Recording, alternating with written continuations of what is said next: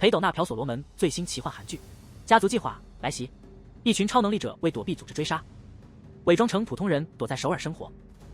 不料女儿在学校被同学霸凌，母亲利用超能力以恶制恶。几天前，校霸偷拍女生照，用 AI 合成不雅图片威胁他们，迫使他们以直播钓鱼骗钱，最终变成接待油腻大叔的赚钱工具。不管再怎么嚣张，终有一天会遭报应。1996年，一批孤儿被秘密带到某岛进行实验。这个项目由一个代号叫妈妈的教官负责，没有超能力或企图逃跑的孩子，则会被立刻杀死。英熙从小就生活在这样的环境中。多年以后，英熙和其他4个拥有超能力的人假装一家人，趁夜搬去金水县。丈夫哲秀嘱咐孩子们，到新学校别太显眼，否则可能又得搬家。这里有个细节，车里的电台正播报杀害9名女子的新闻。英熙开车走神时，不慎撞上了一辆私家车，随即镜头转换，超能力家族在金水县开设宠物医院。早上孩子上学前，英熙还忙着，绝对不能透露自己的超能力。但未进校门，儿子智勋就被校霸注意了，被带到天台，遭受了极其残忍的欺凌。尽管智勋牢记父母的嘱咐，没用超能力，他还是一口咬下了一个混混的肉。出乎意料的是，校霸看后异常兴奋，宣布第一天的迎新仪式到此为止。他说以后相处的日子还长。说完狠话就带着手下走了。挨打后的智勋等人都走后，好像没被打过一样，身上的伤口也马上就好了。另一边，校霸一回教室就给智宇拍了照，虽被当事人发现，但他嘴里还嘀咕着。很快就有新作品出现了，智宇特别生气，提醒对方想活命就赶紧删掉。就在这时，人人公认的学霸在坤忽然站出来调停，希望校霸能收手。这场闹剧暂时画上句号了。同时，爷爷便利县城每条街道，仔细记下所有监控的位置。而在另一头，重案组长在侦查连环案时，发现了关键证据，一段被锋利刀具剪断的束带和一条十字架手链。放学时间到了，智宇突然收到校霸发来的合成照片，并威胁要带他去某个地方。智勋虽然注意到了，但没多想，但在回家路上突然发现一个女孩一直在尾随他，于是小小诡计一用，直接把他堵住。女孩叫做敏珍，专程来告诉智勋他姐姐有危险。与此同时，智宇被校霸带到了一个娱乐场，对方声称只要照他说的做就行，就说照片绝不外泄，否则就卖你器官。这话一般女孩会怕，乖乖从命。但今天来的校霸没预料到的不一般，只见智宇慢慢放下书包，接着告诉他们最好一起来，或者先给他来2拳。打女生真没中，真丢人。就这点本事，其他人正要出手，被智宇的眼神一瞪，呆立当场，警告他们。校霸醒来后，删除照片，安分守己就好。可小分头不愿示弱，一朝9平，挺胸准备开打。智宇从书包掏出健身球，准确击中他的手，只听啪，小分头的手折成鸡爪状。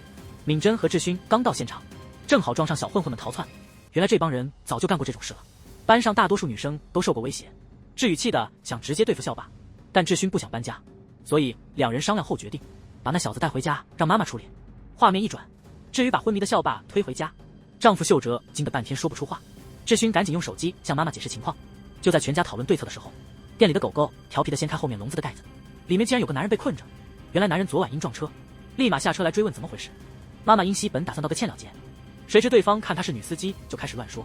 英熙自然忍不下去，赶紧回车里拿钱包，气冲冲地走向那男人，突然拿出大型车和公交车驾照，证明自己开车不输男司机。男司机惊讶的正要掏口袋，却被吓了一大跳，手里拿的是什么？就这样，他被超能家族带走了。老爸立马盖住了罩子。旁边的智勋建议让妈妈用他的方法处理校霸。英熙解释说，孩子亲眼看他惩罚坏人了。既然这样，爷爷赞同孙子的建议，决定让儿媳来处理此事。场景转换，英熙稳定地架起摄像机，猛然踩下一脚，宣告接下来可能会很吓人，希望孩子们看好。接着走到校霸旁边，不断给他注射兴奋剂，为防在执行过程中因痛苦或恐惧而晕厥，根据其犯罪严重程度，判定需切除1公斤肉。这里有个关键点，行刑前，英熙把校霸的袜子塞进他嘴里，然后在儿女面前一刀接一刀的施行。校霸疼得乱叫，但他始终神色冷漠，估算他的罪行，决定切下1公斤肉，但他故意少割了300克。他嘟囔着手艺生疏了，意味着又得受一次同样的痛。这下的校霸连连摇头，用眼神示意有话说，你什么都不问就割了。不是这小子在威胁女生拍照，真正的幕后黑手是那个表面完美的宰坤。听了这话，英熙有点尴尬，看着刚割下的肉片有点猛，既然搞错了，那就得重新缝上。这时候刚好兴奋剂失效，校霸因吓得过度昏迷了。全程除了儿子智勋和女儿智宇，被囚在笼子的司机也看着，还记录了下来。那天晚上，智勋去了宠物手术室，然后他转过头，眼里露出兴奋的神情。第2天一早，英熙亲手把校霸带到他爸爸面前。见面那会儿，这小子立刻哭了起来，一边抱怨腿疼，一边脱下裤子声称大腿被人割了肉，但在旁人看来，校霸的大腿上并没有任何伤痕。这时，丈夫哲秀按下了摄像机的播放键，重新回顾了妻子审讯的场景，看到英熙只是抚摸了校霸的头，没有其他多余动作，整个过程还不到1分钟，那小子就痛苦的全部招了。这说明孩子们看到的割肉场景都是假的。哲秀解释，这与催眠不同，称之为大脑黑客，是一种非常先进的审讯技术，可以轻松控制对方的精神和心灵，连记忆都能被完全控制，从创造、扭曲到删除，全由妻子心情决定。谈话中，英熙回了家，对付校霸的父亲问题也解决了。下午，爷爷在监控位置记录时，特别注意了酒吧开业门前的人偶。另一边，校霸的母亲带牧师来给狗治病。说实话，这牧师也挺奇怪的，他看起来文质彬彬，挺和蔼的，但他的狗狗身上多处骨折，伤势极其严重。这时，他妈妈发现了盖着布的笼子，坚持要揭开一探究竟。原来在他们到来之前，校霸的父亲已经透露，孩子昨晚在宠物医院待到今天早上，回来之后仿佛变了个人，断定他一定是在笼子里受了虐待。发现空空如也很失望。哲秀也惊讶，里面竟然空无一物。送走牧师和生母之后，丈夫越想越糊涂，反而英熙表现得很镇静，猜想是家人放男人走了，但具体是谁没说清。与此同时，警察从第10名受害者生前监控中发现一个名叫东明的人，那晚这家伙一直尾随别人。东明声称他捡到受害者手机想还回去，但被害者因害怕一直在逃，不料正好撞上一个戴鸭舌帽的男子，最后他们俩一起回家了。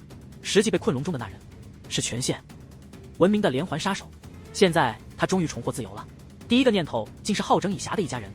那晚5人围坐客厅僵持不下，七嘴八舌猜谁放跑了司机。突然间，爷爷提出每人只准问一个问题。至于好奇妈妈是谁，英熙说是护卫孩子的人。话毕，胸前露出了个10字标，而爸爸胸前是个9。没想到的是，爷爷的标是1。大约5、6岁那会儿，英熙被带到孤岛上，被迫经受特训。他还在不同时间做过各种潜入工作，简单来说就是给需要痛苦的人制造痛苦。旁边的爷爷接着说，英熙不想让志勋和志宇过上跟他一样的生活，因此不惜一切。原来当年英熙、哲秀和爷爷一起策划了一次逃亡，带着还处于慌乱中的志勋和志宇，途中不幸失散了爷爷，因此哲秀决定让英熙先带孩子们逃走，他自己返回去找爷爷。英熙安顿好孩子后，仍然担心哲秀和爷爷，也返回去寻找。现在所有疑惑都消除了，爷爷建议今后全家团结一心。就在那一刻，被关的司机打了电话过来，威胁说他已经把英熙做的事都录下来了，但他看到的和录下的完全不一样。司机看到后完全懵了，声称要让英熙为所受的苦头付出代价。不过在这之前，他准备了个小礼物，只要打开他车的后备箱就明白了。这时司机又打电话来了，吓坏了吗？他是全县出了名的杀人恶魔，目前已经10个受害者了。但英熙不这么看，然后啪的一声挂了电话。事情太突然，连杀人魔都没反应过来，不确定是不是没说清楚。与此同时，拥有超能力的家族也陷入困境，该怎么办好呢？至少没有绑架罪了，毕竟凶手不会自己报警。一家人商量后一致决定，先把车里的指纹和痕迹清理掉，然后为了避免被人认出，全员换上人偶服装，最后推着车消失了。第二天早晨，一辆私家车出现在警局门前，方向盘上还贴了份便签，写的是这车关联一起凶案。电视台紧接着报道了这条新闻，认为公开把受害者尸体运到派出所门口是在挑衅。另外，电视台还公开了拍摄到的视频，大家对此都非常愤怒。带着孩子们离开家门后，英熙质问爷爷为何要放走凶手。原来那晚，爷爷在质询之后也进了手术室，释放了被囚禁的杀手。他一脚下去就能侵入人的思想，轻点可以改变记忆，重点可以控制他们的行为。英熙为救哲秀和爷爷，想让教官自己结束生命，这样他的罪恶感会小很多。